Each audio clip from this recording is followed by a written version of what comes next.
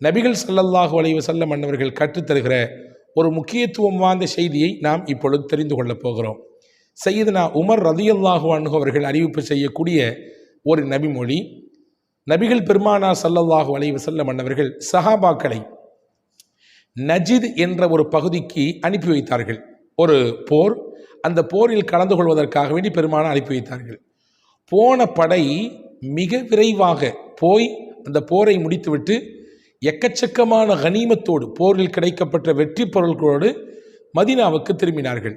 போனது ரொம்ப தூரம், ஆனால் கிடைத்த வெற்றி மிக எளிதாக கிடைத்து விட்டது. ஆனால் கிடைத்த போரில் வெற்றி கொள்ளப்பட்ட பொருளோ எக்கச்சக்கமாக இருக்கிறது. இந்த படை வந்தவுடன் இங்கே மதீனாவிலே இருந்த சிலர் பேசிக்கொண்டார்கள். எப்படி பேசினாங்க தெரியுமா? எவ்வளவு சீக்கிரமாக போயிட்டு நிறைய பொருட்களோட, நிறைய போர் செல்வங்களோடு வந்திருக்கிறாங்களே, இந்த மாதிரியான ஒரு படையை இதுவரை நாங்கள் பார்த்ததே இல்லை என்று சொன்ன பொழுது நபிகள் ஸல்லல்லாஹு அலைஹி வஸல்லம் இதை கேள்விப்பட்டு சொன்னார்கள், அலா அதுல்லுக்கும் அலா கௌமின் அஃதல கனீமத்தன் வ அஸ்ரஉ ரஜஅத்தன். நீங்கள் இந்த படையை பார்த்து, இந்த போய் வந்த இந்த குழுவை பார்த்து ரொம்ப சீக்கிரமாக வந்துட்டாங்க, ஆனால் அதிகப்படியான கனிமத்தோடு, அதிகப்படியான செல்வத்தோடு, போர் செல்வத்தோடு வந்திருக்கிறார்கள் என்று சொல்கிறீங்க. ஆனால் இதை விட ரொம்ப சீக்கிரமாக செஞ்சிடலாம், ஆனால் செஞ்சால் எக்கச்சக்கமான நன்மை கிடைக்கும். போரில் கிடைக்கப்படுகிற அந்த கனிமத் பொருளில் இருக்கக்கூடிய அந்த அளவை விட கூடுதலான அளவை அல்லாஹு தாலா அவர்களுக்கு தருவான். ஆனால் செய்யக்கூடிய வேலை ரொம்ப கம்மி, ரொம்ப சீக்கிரமாக செஞ்சு முடிச்சிடலாம். அந்த கூட்டம் யாருன்னு உங்களுக்கு சொல்லித்தரட்டுமா? அந்த செயல் என்ன அப்படின்னு நான் உங்களுக்கு சொல்லித்தரட்டுமா என்று பெருமானார் ஸல்லல்லாஹு அலைஹி வஸல்லம் கேட்டுவிட்டு சொன்னார்கள், கௌமுன் ஷஹிது ஸலாத்தல் சுபஹி ثم جلسوا يذكرون الله حتى طلعت عليهم الشمس. ஃபஜர் தொழுகையில் ஜமாத்தாக கலந்து கொள்கிறார்கள். ஃபர்ஸ்ட் பாயிண்ட், ஃபஜர் தொழுகையில் ஜமாத்தாக கலந்து கொள்கிறார்கள் தொழுது முடித்ததற்கு பிறகு. செகண்ட் பாயிண்ட், தொழுத இடத்திலேயே அமர்ந்து சூரிய உதயம் வரை அங்கேயே உட்கார்ந்து அல்லாஹ்வை திக்ர் செய்கிறார்கள். இந்த கூட்டம்தான் உலாயிக்க அஸ்ரஉ ரஜஅத்தன் வ அஃதலு கனீமத்தன். ரொம்ப சீக்கிரமாக வெற்றியை பெறக்கூடியவர்கள். இவங்களுக்கு கிடைக்கக்கூடிய கனிமத், போர் செல்வங்களில் இருக்கக்கூடிய அந்த கனிமத்தின் அளவை விட கூடுதலான நன்மையை, கூடுதலான பெருஞ்செல்வத்தை பெறக்கூடியவர்கள் இந்த மக்கள் தான் என்று பெருமானார் ஸல்லல்லாஹு அலைஹி வஸல்லம் சொன்னாங்க. இந்த ஹதீஸில் 2 பகுதி இருக்குது. ஒவ்வொன்றா நான் சொல்கிறேன் உங்களுக்கு. ஃபர்ஸ்ட் பார்ட், ரசூலுல்லாஹி ஸல்லல்லாஹு அலைஹி வஸல்லம் ரொம்ப எளிமையான முறையிலே அதிகப்படியான நன்மையை பெற்றுக்கொள்வதற்கு முதல் தகுதியாக பெருமானார் நிர்ணயம் செய்யக்கூடியது ஃபஜர் தொழுகையை ஜமாத்தாக தொழுதல். அன்புக்குரிய சகோதரர்களே, ஃபஜர் தொழுகை என்பது மிக மிக முக்கியமான தொழுகை. நீங்கள் கேட்கலாம், அப்போ மற்ற தொழுகைலாம் முக்கியம் இல்லையான்னு. எல்லா தொழுகையுமே முக்கியம்தான், 5 வக்து தொழுகையுமே முக்கியம்தான். அதில் கூடுதல் முக்கியத்துவம் பெறுவது அதிகாலை தொழுகை, ஃபஜர் தொழுகை. இன்றைக்கு சமுதாயம் மிகவும் கவனக்குறைவாக இருக்கக்கூடிய தொழுகையும் ஃபஜர் தொழுகை தான். ஃபஜர் தொழுகை தொழுவதனால் கிடைக்கக்கூடிய நன்மையையும் அதனுடைய பலனையும் ஒருவர் உள்வாங்கிக் கொள்வானேயானால் வாழ்க்கையில் ஒரு காலமும் ஃபஜரை தவறவிட மாட்டாள். நம்மிலே ஃபஜரை வளமையாக தொழக்கூடியவர்களுக்கு நீங்கள் கேட்டு பார்த்தால் தெரியும், அன்றைய பொழுது சிறப்பாக அமைவதற்கு அந்த தொழுகை முக்கியமாக காரணமாக இருக்கும். நிறைய பேர் சொல்லி கேள்விப்பட்டிருப்போம், பார்த்துருப்பீங்க நீங்கள். இன்றைக்கி காலையில் தொழுகை போச்சு, என் காரியம் மொத்தமும் போச்சு. இன்றைக்கி எப்பொழுதுமே எந்திரிச்சு நான் ஃபஜர் தொழுதுட்டு தான் என்னுடைய காரியத்தை செய்வேன். ஆனால் இன்றைக்கி ஃபஜர் தொழ முடியலை, வாய்ப்பு இல்லை, கிடைக்கல, நான் தூங்கிட்டேன், அல்லது ஏதோ ஒரு விஷயத்தில் நான் அப்படியே கவனக்குறைவாக இருந்து போயிட்டேன் அப்படின்ட்டு அதனால் எனக்கு இன்னென்ன காரியமெல்லாம் தடைப்பட்டு போச்சு, இன்றைக்கி நாளே சிறப்பாக அமைந்ததை போன்று தெரியவில்லை என்று சொல்வதை கேள்விப்பட்டிருக்கிறோம் இல்லையா? 7 விதமான பாக்கியங்களை ஃபஜர் தொழக்கூடியவர்களுக்கு அல்லாஹ் தருகிறான். நீங்கள் இதை உள்வாங்கிக் கொள்ளுங்கள். ஃபஜர் தொழுவதனால் கிடைக்கக்கூடிய பலனை நீங்கள் உள்வாங்கிக் கொண்டால் நிச்சயமாக வாழ்க்கையில் ஒருபொழுதும் நாம் ஃபஜரை தவறவிட மாட்டோம். முதல் பாயிண்ட், ஃபஜர் தொழுவதனால் என்ன கிடைக்கிறது? முதல் பாயிண்ட் என்னன்னா, மன் ஸல்ல ஸுப்ஹ ஃபஹுவ ஃபீ திம்மத்தில்லாஹ். யார் அதிகாலை ஃபஜரை தொழுது விட்டாரோ அவர் அல்லாஹ்வுடைய பொறுப்பு கீழே வந்துடுறாரு.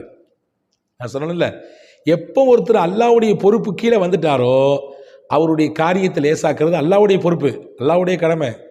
அவருடைய விஷயத்தை இலகுவாக்கி தருவது அல்லாஹ்வுடைய கடமை. அவருடைய வியாபாரத்தை பறக்கச் செய்து கொடுப்பது அல்லாஹ்வுடைய கடமை. அவருடைய குடும்பத்துக்கான விஷயத்தை ஏற்பாடு செய்து கொடுக்கிறது அல்லாஹ்வுடைய கடமை. எனவே ஃபஜ்ர் தொழுவதால் கிடைக்கக்கூடிய முதல் பலன் என்னவென்றால், அவர் அல்லாஹ்வின் பொறுப்பின் கீழே வந்து விடுகிறார். இது ஃபஜ்ர் தொழுவதால் கிடைக்கக்கூடிய முதல் நன்மை. ரெண்டாவது, ஃபஜ்ர் தொழுவதின் மூலமாக நரக விடுதலை பெற முடியும். நரகத்தினுடைய விடுதலையை ஹஜ்ரத் ரசூலுல்லாஹி ஸல்லல்லாஹு அலைஹி வஸல்லம் ஃபஜ்ர் தொழுகையோடு இணைத்து சொன்னார்கள். ஹதீஸிலே வந்திருக்கிறது, லை எலிஜன் நாரு லை எலிஜன் நார அஹதுன் ஸல்லா கப்ல துலூஇ ஷம்ஸி வ பஅதஹா.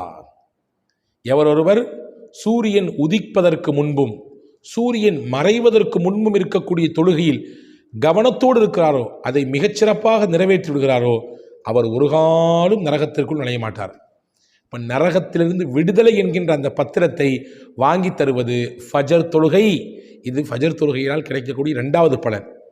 மூணாவதாக நபிகள் நாயகம் ஸல்லல்லாஹு அலைஹி வஸல்லம் சொன்னார்கள், ஃபஜர் தொழுவதால் கிடைக்கக்கூடிய மூணாவது பலன், சொர்க்கத்திற்கு நுழைவதற்கு ஃபஜர் தொழுகை காரணமாகிறது. ரசூல் ஸல்லல்லாஹு அலைஹி வஸல்லம் சொன்னாங்க, மன் சல்லல் பர்தைனி தஹலல் ஜன்னா.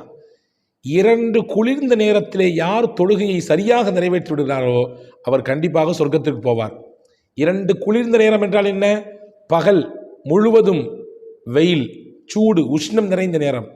இரவின் ஓரத்திலும் பகலினுடைய துவக்கத்திலும் இருக்கக்கூடிய, இரவின் ஓரத்தில் இருக்கக்கூடியது எது அப்படின்னா இஷா தொழுகை. பகலினுடைய துவக்கத்தில் இருக்கக்கூடிய தொழுகை எது? அதிகாலை ஃபஜர் தொழுகை. ரெண்டுமே குளிர்ந்த நேரமாக இருக்கும் இரவு என்பதினாலே. அதை யார் மிகச்சரியாக நிறைவேற்றி விடுகிறார்களோ அவர் நிச்சயமாக சொர்க்கத்திற்கு போவார் என்றார்கள் பெருமானார் ஸல்லல்லாஹு அலைஹி வஸல்லம். அப்போ ஃபஜர் தொழுவதனால் கிடைக்கக்கூடிய மூணாவது பலம், அது சொர்க்கத்திற்கு காரணமாக அமைகிறது. நாலாவது, ஃபஜர் தொழுவதனால் கிடைக்கக்கூடிய நாலாவது பலன், மலக்குகளோடு சந்திக்கக்கூடிய வாய்ப்பு கிடைக்குது. என்னது? மலக்குகளை பார்க்குற வாய்ப்பா? அது எங்கே உலகத்தில் கிடைக்கும்? நீங்கள் ஃபஜர் தொழுவ வந்தால் கிடைக்கும். ஒவ்வொரு நாளும் 2 ஷிஃப்ட் மலக்குகள் உலகத்திலே ஒர்க் பண்ணுறாங்க. ஒரு ஷிஃப்ட் இங்கே இருப்பாங்க, இன்னொரு ஷிஃப்ட்டு வருவாங்க, ஒரு ஷிஃப்ட் போவாங்க. இப்படி இருக்கும். ஃபஜருக்கு ஒரு கூட்டம் இங்கிருந்து போகும். இரவெல்லாம் மக்களை கண்காணித்த மலக்குகள் ஃபஜருக்கு போவார்கள். பகலில் கவனிப்பதற்கென்று ஒரு கூட்டம் மலக்கு வருவார்கள். பகலில் வந்து ஒர்க் பண்ணி முடிச்சுட்டு அந்த ஷிஃப்ட் எப்போ போவாங்க அப்படின்னா அசருடைய நேரத்திலே போவார்கள். அவர்கள் போகும் பொழுது இரவை கண்காணிப்பதற்காக வேண்டி ஒரு மலக்குகளின் கூட்டம் வரும் அசருடைய தொழுகைக்கு. எனவே ஸல்லல்லாஹு அலைஹி வஸல்லம் சொன்னாங்க, ஃபஜரிலும் அசரிலும் மலக்குகளினுடைய ஹாதிர் இருக்கிறது. மலக்குகள் அங்கே ஷாஹிதாகிறார்கள், அவர்கள் வந்து இறங்குகிறார்கள். அவர்களை சந்திக்கிற வாய்ப்பை ஃபஜரில் தொழக்கூடிய, அதை பேணி தொழக்கூடிய நபர்களுக்கு அல்லாஹ் தருகிறான். இது 4வது ஃபஜர் தொழுகையினால் கிடைக்கக்கூடிய பலன். 5வது பலன் என்னவென்றால், முக்கியமான பலன், நாளை மறுமையிலே இருளிலும் பல்வேறு விதமான நெருக்கடிகளிலும் சிக்கி தவித்து கொண்டிருக்கக்கூடிய சூழலிலே யார் ஃபஜரை மிகச்சரியாக நிறைவேற்றினார்களோ அல்லாஹ் அவர்களுக்கு தன்னுடைய பேரொளியை கொடுத்து பாதுகாப்பான். ஹஜ்ரத் ரசூலுல்லாஹ் சொன்னாங்க, எவரொருவர் பஷ்ஷிரில் மஷாஈன ஃபித் துலமி இலல் மசாஜிதி பின்னூரி தாமி யௌமல் கியாமா. இரவிலே இருளிலே யார் பள்ளிவாசலுக்கு நடந்து வந்தாரோ அவருக்கு அல்லாஹ் அந்த மறுமையின் இருளிலே எந்த பயத்தையும் தரமாட்டான், தன் பேரொளியை கொடுத்து அவர்களை பாதுகாப்பான் என்றார்கள் பூமான் நபி ஸல்லல்லாஹு அலைஹி வஸல்லம். அப்போ ஃபஜர் தொழுகைக்கு வரும்பொழுது இருட்டாக தானே இருக்குது. காலையாக இருந்தாலுமே அது இருள் சூழ்ந்த நேரம் தானே. ஃபஜர் தொழுது முடிச்ச பின்னாடி தானே வெளிச்சம் வருது. அப்போ அந்த நேரத்திலே ஃபஜருக்கு வரக்கூடியவர்களுக்கு அல்லாஹ் மறுமையிலே இருளை கொடுக்க மாட்டான், தன் பேரொளியை கொடுத்து அவர்களை பாதுகாப்பான். இது 5வது பலன். 6வது பலன் என்னவென்றால், முக்கியமான பலன், யார் ஃபஜரை தொழுது விட்டாரோ அவர் இரவெல்லாம் தொழுதற்குரிய நன்மையை பெற்றுக்கொள்வார். இரவெல்லாம் தொழுது நன்மையை பெற்றுக்கொள்வார். ரசூலுல்லாஹி ஸல்லல்லாஹு அலைஹி வஸல்லம் சொன்னாங்க, மன் சல்லல் இஷா ஃபக்க அன்னமா காம நிஸ்ஃபல் லைல். யார் ஒருவர் இஷா தொழுகை ஜமாத்தோடு தொழுதாரோ, இந்த வார்த்தையை நீங்கள் நல்லா கவனிக்கணும். ஜமாத்தோடு யார் இஷாவை நிறைவேற்றினாலோ அவர் இரவில் பாதியை நின்று வணங்கிய நன்மையை அவர் பெற்றுக்கொள்வார். ஒமன் சல்ல சுபஹ ஃபக்க அன்னமா காம அல்லைல குல்லா. யார் ஒருவர் காலையில் ஃபஜர் தொழுகையை ஜமாத்தோடு நிறைவேற்றினாரோ அவருக்கு இரவெல்லாம் நின்று வணங்கிய நன்மை அல்லாஹ் தருகிறான்.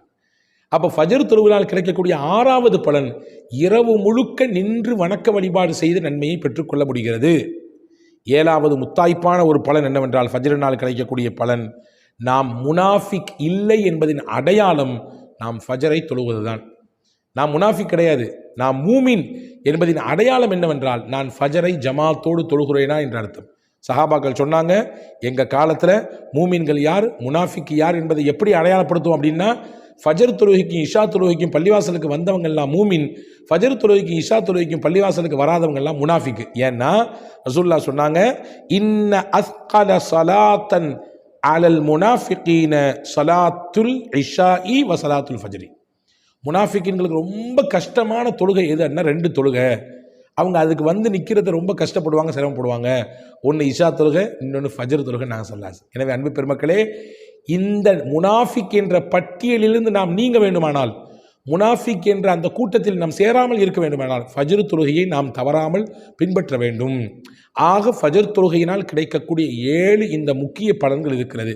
எனவே தான் ஸல்லல்லாஹு சொன்னாங்க, யார் அதிகப்படியான நன்மையையும் பெற்றுக்கொள்கிறார், அதே போன்று அதை செய்வதற்கு ரொம்ப லேசு. 2 ரக்காயத்து ஃபஜர் தொழுகை ரொம்ப கஷ்டம் இல்லைங்க. அதிகப்படியாக ஒரு 10 நிமிடம் அல்லது 15 நிமிடங்கள் ஆகும். உண்மைதான், தூக்கம்தான், ஆழ்ந்த நித்திரை தான். நன்றாக உறங்கிக் கொண்டிருக்கிற பொழுது எழுது வருதல் சிரமம்தான். அந்த சிரமத்தை அல்லாவுக்காக வேண்டி பொறுத்துக் கொள்கிற பொழுது, அந்த சின்ன விஷயத்தை நாம் அல்லாவுக்காக வேண்டி விட்டுக் கொடுக்கிற பொழுது அல்லாஹ் இந்த 7 பெரும் பலங்களை தருகிறான்.